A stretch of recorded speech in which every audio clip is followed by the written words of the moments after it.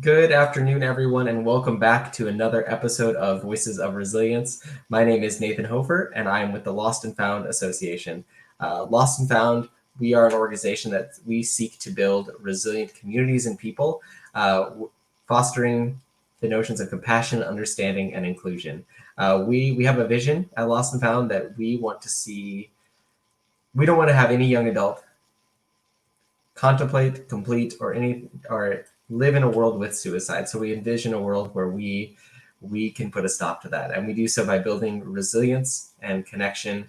And one of the things that we get to do is shows like this with Voices of Resilience, where we get to spend time getting to know and getting to hear wisdom from guests all over our state, region, country, and even the world. So today I'm super excited to bring a good friend of ours, good friend of Lost&Found's into our show, Nicole Phillips. Nicole, welcome back.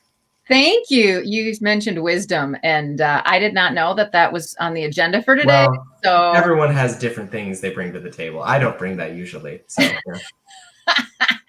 I'm just going to bring the real today, and we'll see if any wisdom comes from it. Is that okay? I do love that. And as always, for those of you watching out there, any of our viewers, feel free to join in the conversation in the comments. We'll bring you in to the conversation as we go. And also, I did miss it because I got, distracted having a real office for a second. I got blurred out by the mindset. I wanted to say thank you to our sponsors, the A Stroke Family Foundation and American Bank and Trust, for supporting the work we do at Lost&Found and Voices of Resilience, so I can hang out and talk with Nicole. So we appreciate you both.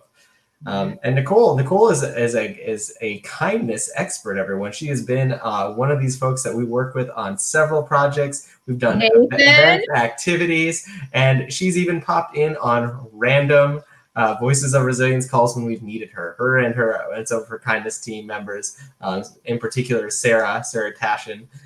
We love the Nicole J Phillips kindness team. We love them. And Nicole, I know you hate being called a kindness expert, but I'm going to throw it out there so you have room to debate it and talk a little bit about the work you do. And you can redefine your title at this point here. Oh, that's so funny. You knew it. I was like, seriously, Nathan, do you not know me so well by now that you know that I cannot stand being called a kindness expert? Because I feel like it sets me up for failure. And it makes everyone in my life who understands that I'm still a work in progress. It gives them the freedom to be like, no, she's not, and to hate on me. So yeah, to me, a kindness expert is like when you're an equestrian expert, you're an expert on horses and horse riding and technique and all of this stuff. And so you are the professional, you get it right because you know all of the ins and outs of it. So with kindness, that's a little bit trickier because I can know scientifically a lot about what happens in the body with kindness. I can know the best choice to make, and I can still get caught up in making the not best choice. And so that's why I'm I call myself a kindness advocate. But thank you. Well, I knew what I was doing. Well, Nicole, why don't you just tell us a little bit about your work here before we dive in? Give our viewers just a little bit of background if they've never interacted with you on our channel before. Yeah. First of all, I'm wearing my favorite T-shirt. My husband and my daughter bought it for me, and I'll show it to you. Okay, this is going to require me. Can you see what that says? It's bad. It's a bad donkey. I'm wearing my yes, that's what it is. Yep. I'm wearing my bad donkey T-shirt today, so that tells you that I'm in one of those kind of fun, ornery moods where you just never know what's going to come out of my mouth. I guess I don't know. It's like, is that a mood, or is that? I thought that was just a lifestyle. Yeah, it might be a lifestyle for me too. Tell me something I can't do, and then I'm going to want to do it. Tell me something I can do and should do, and I definitely don't want to do it. just to be difficult. I've been that way my whole life. Actually, I grew up in a little town in Wisconsin, and I have a mom and a dad and an older brother and an older sister. And when I was in third grade, my mom, who was a stay-at-home mom, went back to work and got a really well-paying job in a men's prison about 45 minutes from our home in Wisconsin. And my mom ended up falling in love with a prison inmate. And so in 4th, 5th grade, I was the flower girl in my mom's prison chapel wedding. So I spent, I have a lot of really significant memories from being 10, 11, 12 years old and going into this men's prison every other weekend when my mom had custody of me. And so, and you know, you'd think maybe, Nathan, that those would be bad memories. Because as an adult, when we look at like a kid going into a prison system, it seems like tragedy.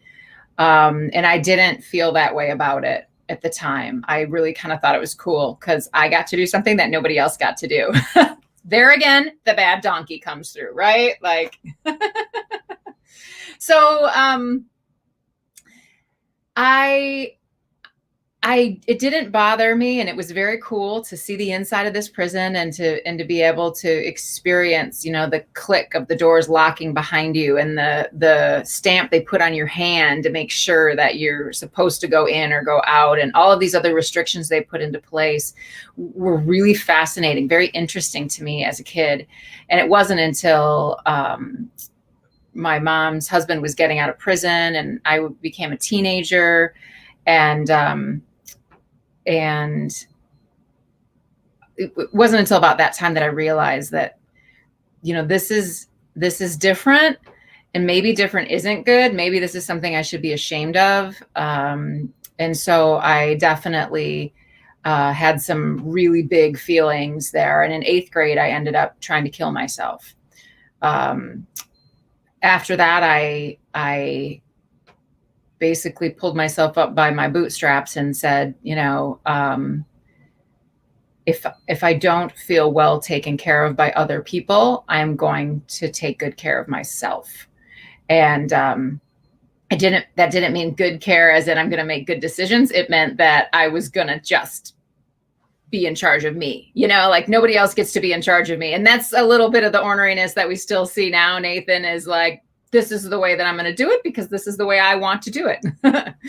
And so after that, I went on and I became Miss Wisconsin in 1997, graduated from the University of Wisconsin in Madison with a degree in broadcast journalism. So I spent that year after I graduated touring the state of Wisconsin and talking to kids and adults about crisis and things like suicide and, you know, also smaller things like moving. Like it's really hard to be a kid and move to a new town. It's really hard to be an outsider and feel like an outcast because of decisions that you may have not had any choice in. Divorce, all of those things. My parents ended up getting divorced. So I talked a lot about those crises that happen in people's lives. And then after that, I went on and I became a news anchor and a reporter. And then it was 11 years ago, Nathan, that I had this interaction of kindness. And at the time, I was feeling really low. I was at one of the lower points in my life. And I was an alcoholic. So a drinker, smoker, overeater, angry, really angry. A lot of the time, especially at my husband. I was married with 3 small kids and just really felt like, is this it? You know, is this all? It's like, what does the shampoo bottle say? Like lather, rinse, repeat, lather, rinse, repeat, lather, rinse, repeat. Like that's how I felt kind of about life. We're just going to keep doing this.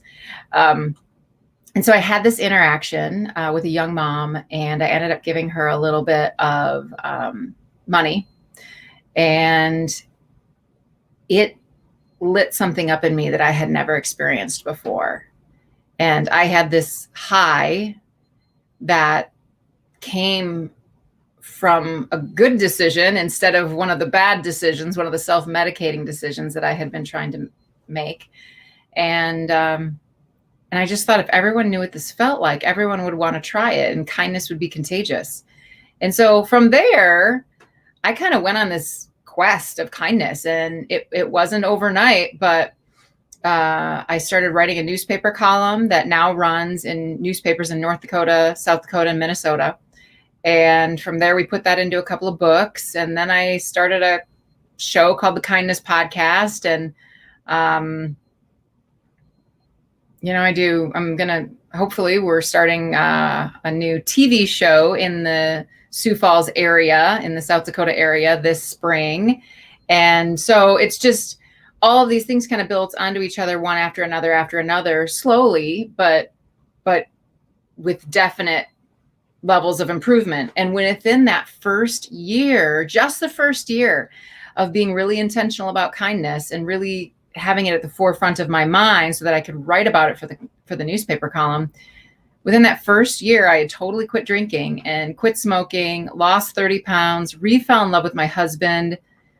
Those 3 little kids at home who were used to Mount St. Mommy erupting, at any given point in time with my own adult temper tantrums, their lives changed because my life changed and our home life changed.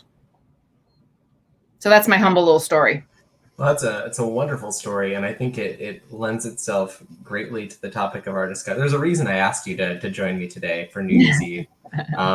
But also I wanted to mention too for our viewers that, you might have heard Nicole say kindness is contagious. If you look that up, you'll also find a book by her, maybe another one that says kindness is courageous. The Negativity Remedy just came out. So Nicole didn't toot her own horn enough here, I think, and didn't mention all of her wonderful authorships that she's been a part of, which have been great. So I encourage you all to check out some more of Nicole's stuff here, because there's a little bit of wisdom there, Nicole, that the people can garner and grasp from that too. So you might get to provide it too.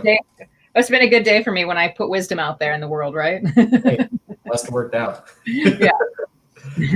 So Nicole, obviously you talk about, the difficulties that you went through, and the way, it sounds like, your life was going down several different paths at once. I would say, based on, what I know from our conversations as well.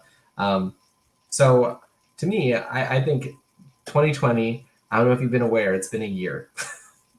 It's been one where I think, I don't know anyone who's going to look back on 2020 and be like, we should have more of this. I think there's a lot of good things that came out of 2020 as well. I don't want to negate that, but we know that overwhelmingly 2020 has been hard. Mm-hmm. I saw a post recently where it's like, no one is going to accidentally write 2020 on their checks this year. No kidding. Start of the year. And I was like, that's the most true thing I've ever heard, I think. Yeah. But within that, it has been difficult. It has been hard. We've lost a lot. We've lost relationships, friendships, connections, jobs, normal. We've lost all of these things. And 2021 is people are hoping for a reboot, a restart, but coming at 2021, I think it's going to be incredibly difficult for most of us to come at it with a positive attitude, because 2020 has been so incredibly hard. Mm-hmm. Mm-hmm. You know what though, Nathan? Life is hard. Like, to me, this year was weird, but I can't tell you that it's any harder than many of the other years that I've had. 2015, I was diagnosed with breast cancer. 2019, my husband lost his job, our full income. It's interesting because my 10-year-old son said to me the other day, Mom, wasn't 2020 the best year ever? And I looked at him and I started laughing and I was like, said no one ever? Like, what are you talking about, child? Like, have you lived under a rock this whole year? Like, what are you talking about? But, from his perspective, he got some time off of school this spring. He thought that was pretty cool. Mom, me, went a little loco and decided like I couldn't live in the house we were living in because I needed to be surrounded by nature, and instead of neighbors, I wanted more space for all of us. And so we put our house up for sale in May and moved to a new home in July. And he looked at that and he was like, this was so great. And so when I said to him, like, exactly about 2020 was so good? And he said, Mom, I got my first BB gun, and we moved, and now we have this huge field behind us, and I can walk forever and ever and ever with my BB gun, and like take my dog along. He saw the good in it instead of seeing the bad. Now, I don't ever want to put out there this toxic positivity where people say, no, everything's fine. It's good. It's fine. Like, that's lethal. That's bad news bears. Like, you don't want to be doing that.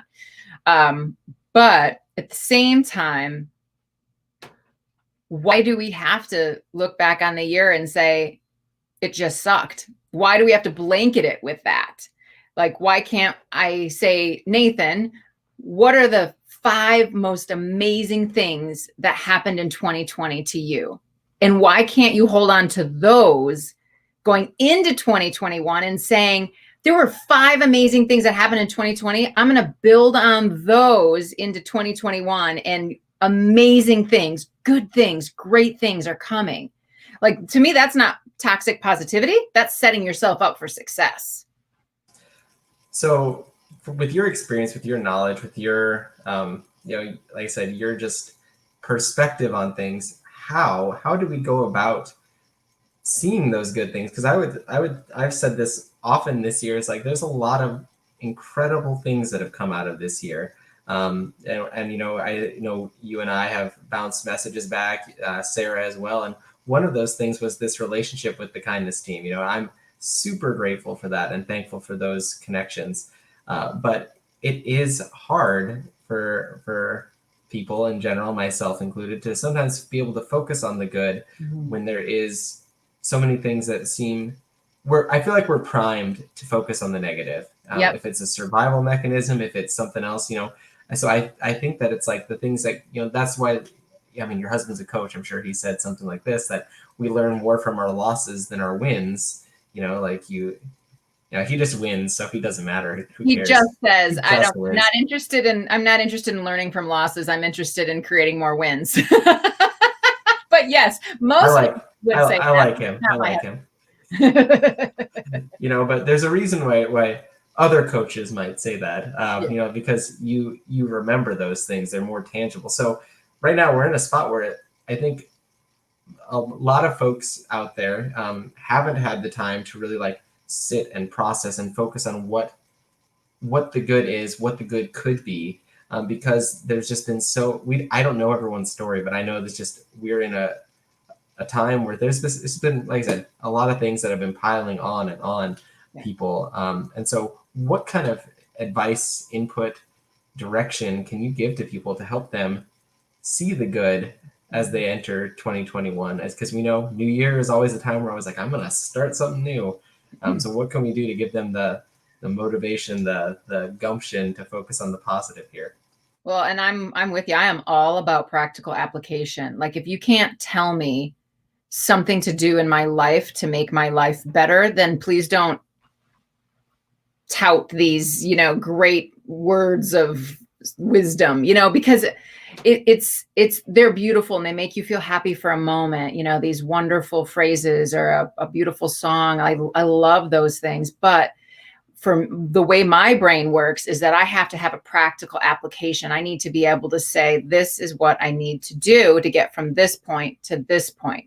Now, that the long and the short of it is that is why I wrote The Negativity Remedy. And it just was a coincidence that we happened to have a pandemic the year that it came out, right? I mean, it was not, I knew we would have a presidential election. I knew that would be contentious, but I did not know that we were going to have a pandemic and that people were going to have to be really intentional on where they let their brains go in a world that could be full of fear. So practical application, that's this whole book, but I will definitely break down some things as well for people, because I think it's really important that we have something.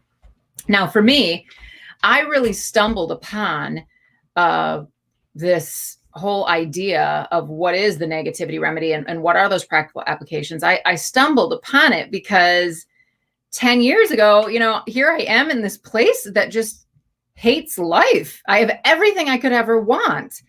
And yet life was so passionless, so pointless, so mundane that I just I needed to self-soothe. I just wanted to medicate.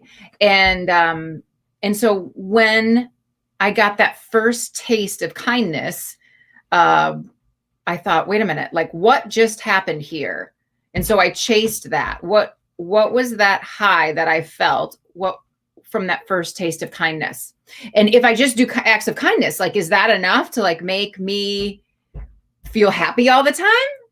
And what I found was, what happens during an act of kindness is in your brain. And so we can start by making changes in our brain, and then you can add kindness into that, right? But really, if we're talking about living a life that is more purpose-filled and joy-filled, it starts in your mind. And for me, that just started with thinking about what I was thinking about. So you want your first practical application, Nathan, like pull out your cell phone and put in a reminder for 3 p.m. every Thursday on repeat till the end of time. Think about what you're thinking about. If you're an overachiever, put it in there for every day at noon. What am I thinking about right now? And I think that just by recognizing that we often let our mind run around untethered and unaccompanied, we realize like I've got some junk in there, and that junk is what sets up our emotions for the day. So Nathan, I don't know if you're like me as a woman, but I can get in the shower and I can think about, how I dropped my kid off at school and, he forgot his violin, and then we had to go back and get it. And then I was frustrated with him, and then he was crabby, and, and then I think in the shower what a bad mom I am. And then I get out of the shower and I look at myself and I think, oh, like, seriously, did you have to eat that many Christmas cookies? Like, what's wrong with you? And then, from there I can move on. For me, I'll put my makeup on and I'll be like, whoa, like, where did all of these wrinkles and bags come? You just start picking on yourself. And all of a sudden, you never measure up. And so how are you going to feel for the rest of your day if the first half hour of your thoughts are just running rampant? You're going to feel like crap, right? I mean, sorry for that. 100%. No, you're good. That's true. I was like, there might be a more elegant way to say it, but I don't have it today, Nathan, because I'm a bad donkey. Yep. Yeehaw, yeehaw, Yeah. I was just, as you said that, I was thinking about, one of the people, another organization we work with a lot is Think 3D Solutions. And one thing that they have said is, if you get a new cell phone, for instance, you probably look through the instructions to figure out how to set it up and do all this stuff. You spend time trying to figure out how that thing works.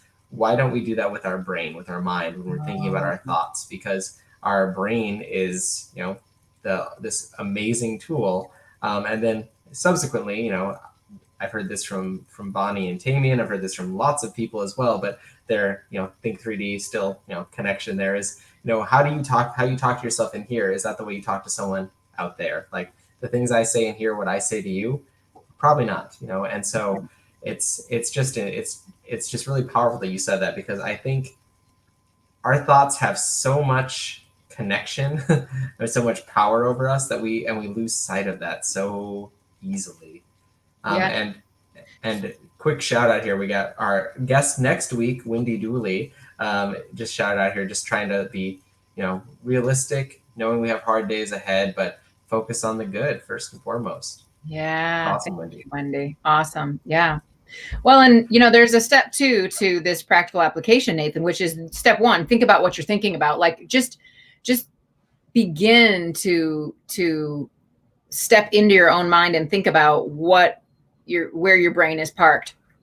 And then the step 2 is to take control of that and to say to your brain, I reject that thought, and then replace it with something that you've predetermined ahead of time, that, so that you're not scrambling right in that moment for like, I'm so worried, I'm so fear-filled right now in my thoughts, and I don't know what else to think, So then for me, I had a list of words: love, joy, peace, patience, kindness, goodness, faithfulness, gentleness, self-control. Like, I knew that those were 9 things I wanted to add in. Anyone playing at home might be like, I know those words. They're the fruit of the Spirit from Galatians in the Bible. But those were my 9 words. But your thing can be a mantra. It can be a scripture. It can be a quote. It could be, the lyrics of a song, something that you have to think enough about to move your brain to that new place, so that you're not permanently parked in that spot of fear, but you're saying, I reject that thought, and then moving your thoughts on to something else. Hey, speaking of Sarah Tashin, did you see that, Nathan? What did I see? Sarah Tashin. This one, just hounding our chat. Power voices in the house. Sarah, I didn't know you've gotten so thug. I didn't know. She is. In our house, we say swole, apparently. Yeah, I can't say that. I've tried it. I can't pull it off. I leave that to the teenagers in my house. We just came from living with my in-laws, because I mentioned the beginning of the cast here, that we new office. I'm actually in an office with a door. It's a new thing for us. Yeah. But we were living with a 17-year-old who was much cooler than us. My brother-in-law Micah, he is significantly cooler than I am, and he'd said he could pull off things like swole. He never said that though, but he said other things, and I tried to say them, and I realized that not happening. Not going to work out. Yeah. Don't do it. It's not going to happen. By the way, since you have a door in your office, does that mean you can now do all of your Zooms in your underwear again? I mean, was I supposed to stop when I was? Your poor mother. Hey, I don't know. Hey, I'm wearing pants and clothes. Serious business. Phillips, you settle down. Good job. Good job. Hey, I did think about that today when I remember one of our first video things together. You brought it up on the camera and talking about people who were like dressed up for Zoom from like the waist up, and you made me have to show what I was wearing. I'm like, yeah, I'm wearing pants. And now I was like, I wonder if she, whenever I talk to Nicole, I always got to be prepared for anything to happen. I cannot be trusted. Yeah, you never know what I'm going to ask you. So be ready. Is that it? Yeah. 100%. Hey, Nathan, something is really heavy on my heart right now. And that is the number of suicides that I have heard of just over the past few months. I have a young friend, a teenage girl who struggles with that, and will reach out at different points and say, I just can't get I can't get control of my thoughts, and she's getting professional help.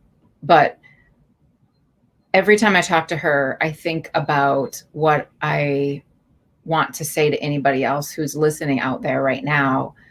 And that is that the world needs you. The world, even if you can't see it, even if you don't feel like there's any significance in your life,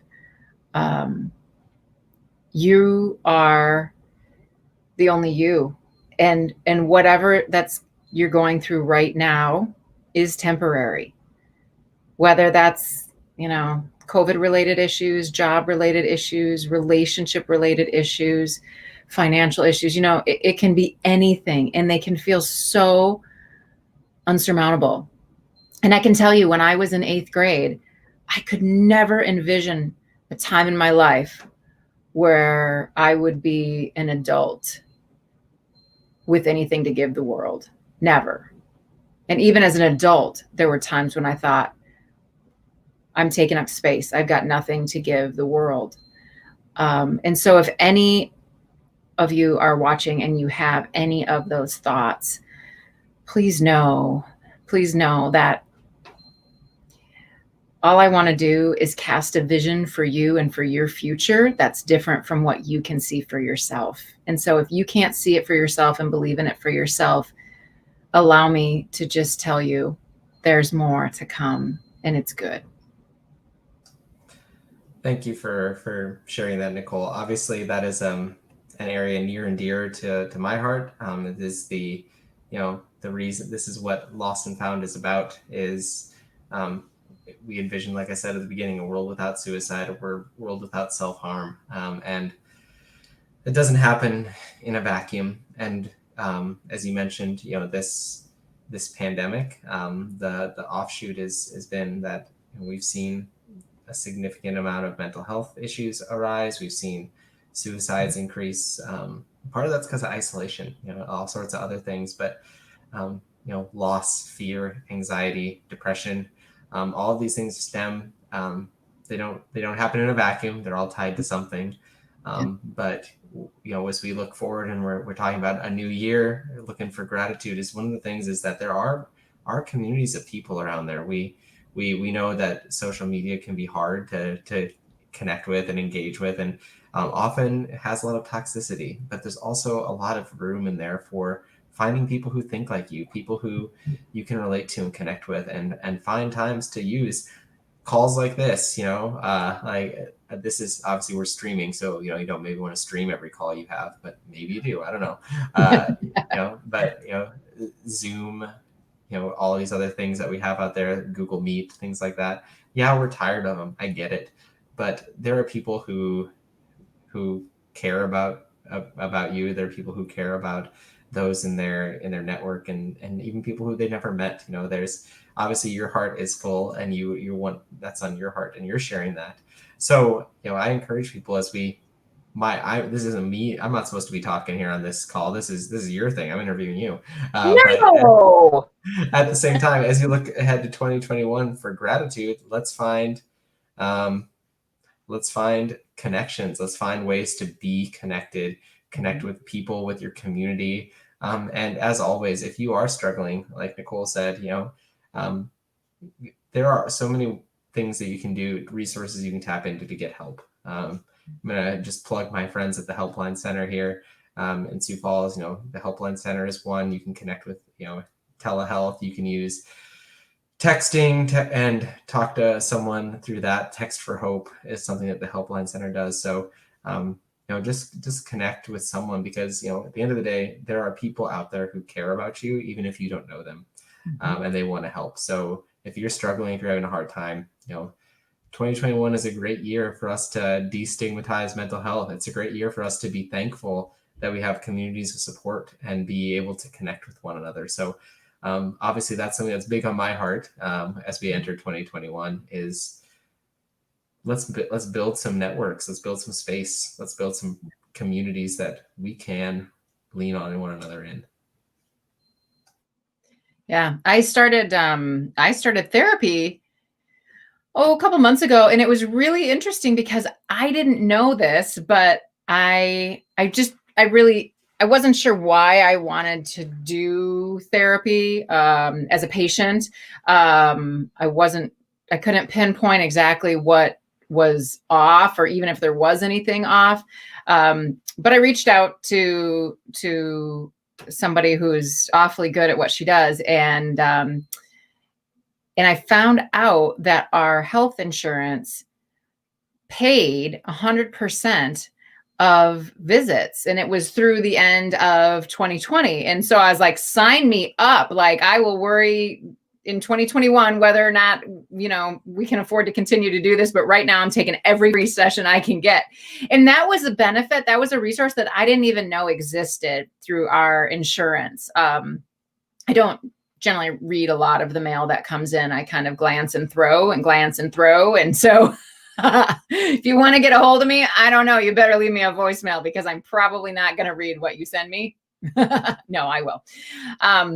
So anyway, I do know that there are, if you feel like I need to talk to someone, but I'm not quite sure what's wrong, and I don't know that I have the money to talk to somebody, like, just please make the call and find out if there are resources available to help you pay for that, because I gained so much from talking with my therapist, Becky, for, the past several months. And and just things that I felt like common sense. Like if you asked me, Nathan, about something that I asked Becky, I would be like, oh, Nathan, no, like, have you thought about this or have you thought about that? But I couldn't do it with myself. And so it's really great to have an extra person to bounce things off of.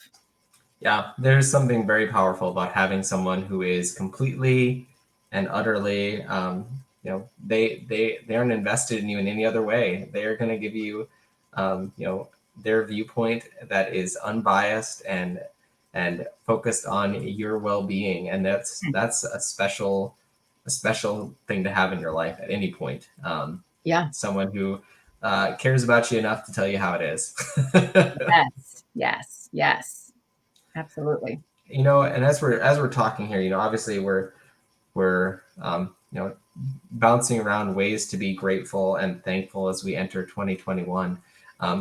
And I just wanted to hear your thoughts on a couple of concepts that people, I think, often feel are just who people are. Happy, joyful, grateful, kind. What are your thoughts about that just being part of who someone is? Well, I think it's bull. I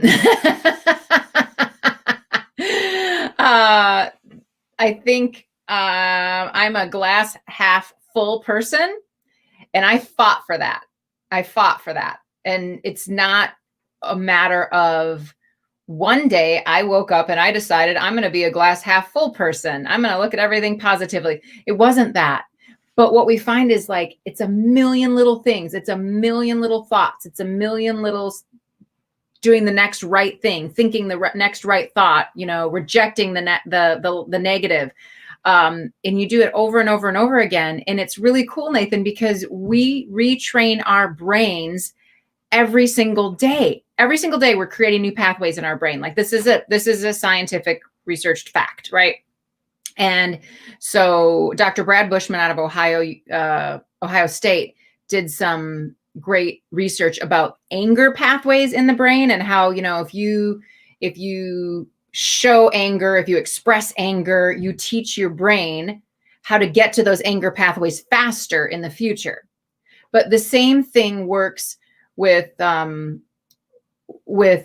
gratitude or kindness or, positivity, all of those things that kind of fall into mindfulness.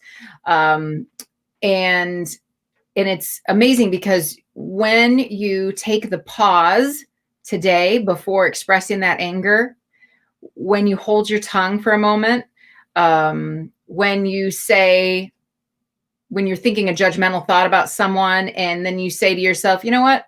It's none of my business. I'm not gonna worry about that.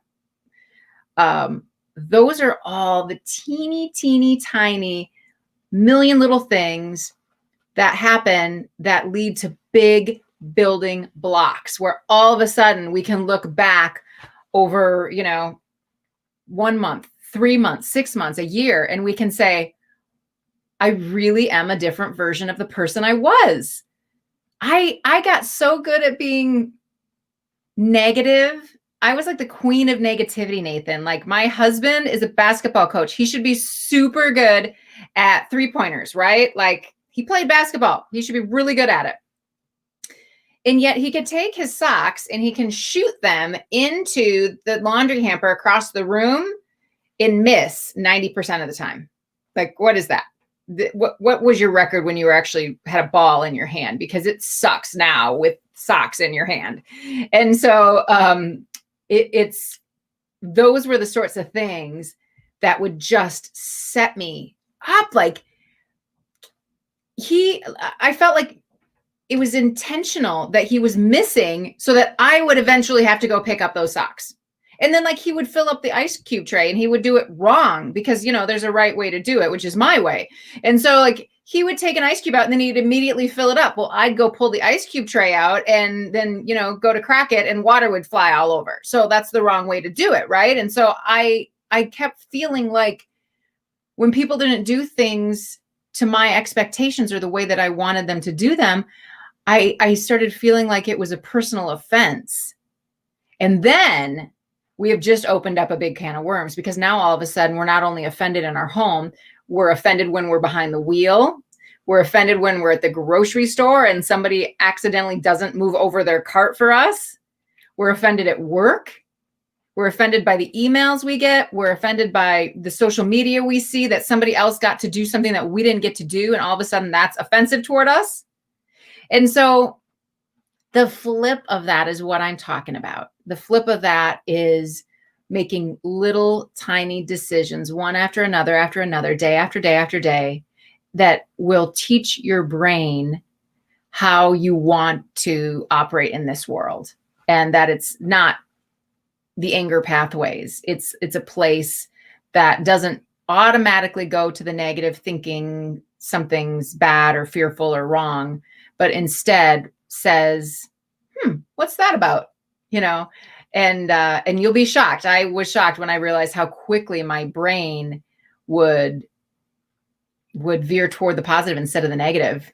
Now it still gets negative sometimes, Nathan. Like, it's still, of course, somebody will do something and it'll annoy me. But then I have to stop and check myself and say, I am tired. I am hungry. I have seen too many people today. This has nothing to do with them. This has everything to do with me. Deep breath.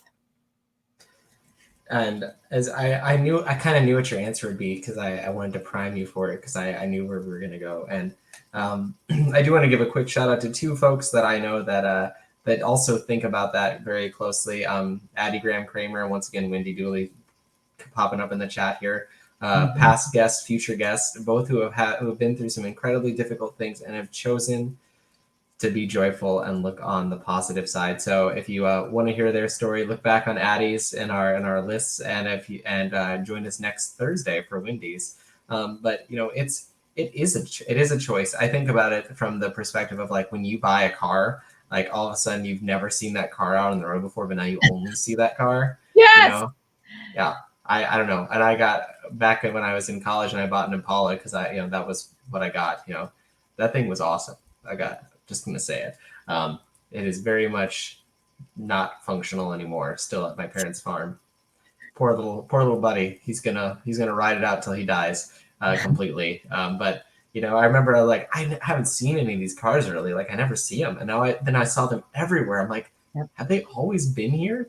Because I was, like you said, primed to look for that, because that was my thing. That was the thing I had chosen, the thing I was focused on. And just like with that joy and, happiness is something that I've had a lot of focus on because I like being happy. But at the same time, I know happiness is fleeting. Happiness is a moment. Happiness is something that doesn't last necessarily, but joy is a choice. And I think about that all the time, is that, we have to choose these positive things, these positive responses, because I often don't. I often let those thoughts get away from me. And this year has been one where that's happened a lot. And as we enter 2021, being able to process and think about kindness and joy and being grateful for the things around us, I really feel like that for myself is going to help set me up to be more successful, a better parent, a better father. Well, that's the same thing. A better husband. I don't know why I said parent and father back to back, because it's the same role, but sometimes, So, I wanted to have that out there, because I have like I said, I won't get on my soapbox about it, but I know you have done the research. You've looked into that. You have the references at your fingertips to share with all that. So thank you for doing that, Nicole. Yeah. Hey, can I show a little graphic? Okay. Yeah. Everybody stay here. I do like your new background, Nicole. You can't hear me. Oh, you can hear me. Good. Is that are you growing a lemon back there? I've got a lemon tree. Life gives you lemons. You grow a lemon tree. By the way, I want to show people. I'm going to move my coffee so I don't mess anything. I want to show people something because sometimes focus on you. One moment. Okay. Sometimes we see just the background, right? We see just this. and we think like, oh, like they've got it together. Like, look at that. And you don't think about the rest of the room. And so I just want to show you like the rest of the room. Like I'm down in our basement, and this is the storage in our basement. I don't know if you can see that or not. Oh yeah, I could see it. Okay. And then there's a door leading to upstairs. And so anything anybody puts out there that looks like polished and so good,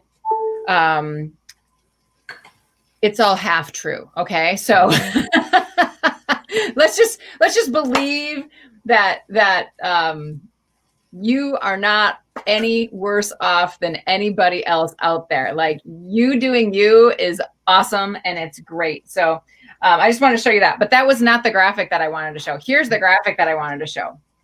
You know what that is, Nathan? I do, Nicole. What is it? That's a black dot, Nicole.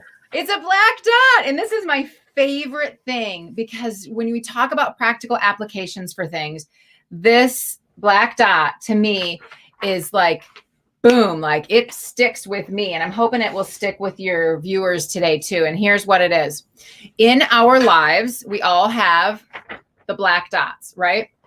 And the black dots are the divorce, the finances, the wearing masks, the getting sick, the, I'm not a good enough parent. I've gained too much weight. I'm not happy with this part of myself or that part of myself. And, all of those things, those are the black dots. And maybe it's a diagnosis. It's something that's just so right there focused. Maybe it's the depression. It's right there. And like Nathan said, when we buy a car, we end up seeing that car everywhere. So when we are focused on that black dot, we're going to see the black dots everywhere. We're going to see those things in our lives that are not good everywhere. But Nathan, what else is on the page? There's some white space, Nicole. White space. Yes. Oh my gosh, Nathan, I love that you remember sometimes things I say. Well, I'm glad you said sometimes, because now you've lowered the bar for me, and I appreciate that. Yeah, you're welcome. I don't want to be held accountable for everything you've ever said either, because I would never remember. Even though I want to. So the white space is the other thing on the page, and we're never going to make that black dot go away. It's never going to disappear. But when we take our focus off the black dot and we move it into the white space, we start noticing that person was really kind to me. They held the door open. They smiled at me. It's the great hug or holding hands, or, somebody texted you a nice message. It's all of the goodness, the creativity, the learning how to do something new. It's all of that all lives in the white space. And so I just want to encourage people to remember this. And if you find yourself really focusing in on the black dots, then remember, around that black dot is lots and lots and lots of white space.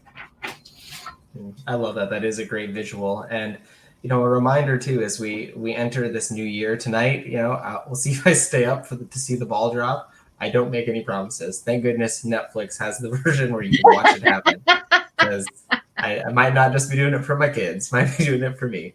But I think it's just so important that by focusing on the positive, by focusing on the things that we can be thankful for, and like I said, the white space instead of the black dot, we're gonna bring those. There's so much more on that paper. When you look at that page there, most of that is white space. There's so many good things that we can connect with, so many things we can focus on if we take our eyes off of the things that are holding us back, and look at the things that we have in front of us. And I think if we enter 2021 with that kind of mindset, with that focus, with this willingness to look at the good around us, we're going to see success. We're going to see health improve. We're going to see connections grow, all sorts of stuff. So I'm so thankful you showed that. I was actually, I was kind of hoping you were going to show that, but I also kind of forgot about it. And then I thought about it again. Yeah, me too. That's why I had to get off of my chair and go over there and get it and then come back and show it to you. Yeah. But it's super funny because look at this. Watch. Let me see if I can do this. Do you see like how much, like all of a sudden it's all black dot, right? Like there's no white space because you're zeroed in on it so much. And then if you just back up a little bit, then of course the black dot is smaller and you've got all that white space. So yeah, which brings us right back to what you talked about right away. Think about what you're thinking about. If you can take that step back and look at that from a different perspective, you're going to see that there's a lot more going on than the black dot in your life. So, we are kind of, gosh, we could keep going. I could just hang out here all day. This is going to be a 7-hour stream. We're going to watch the ball drop together. We're going to hang out. No, with knowing that we're kind of closing in on that hour time frame here. I always like to wrap up. I feel like we focus on a lot of positives, but I definitely want to focus on what are some things that you're really looking forward to for 2021? Like, what are some things that you hope people are excited about, that you're seeing things through a lens of hope and optimism about as we look ahead? Well, I can look back over the last 10 years and tell you 10 years ago when I started talking about kindness and looking for kindness and chasing that, there was no research on it. There was no mindfulness was like a what? That's like hippy dippy do, and within the last 10 years, there's been this huge wave of growth in the area of kindness and the power of kindness. You see it in t-shirts, you see it on bumper stickers, you see it everywhere. And it can be like, just people be kind, right? But the thing is, again, the more you look for it, the more you're going to see it. So that message that is being pumped into our world right now is so powerful. And so that is only going to continue into 2021 when we are free to roam about the country again and free to do what we want to do. I am really excited because I feel like people know that everyone has a story. Everyone has. If we've ever forgotten that, we remember it now, that everybody has experienced loss. Everyone has experienced grief in some way of their life. And in that collection of our kind of our hurting hearts really pours into the need to be kind, because all of a sudden I don't need to be successful. I could care less about being successful. I want to be significant. I want to be significant to someone else in the world.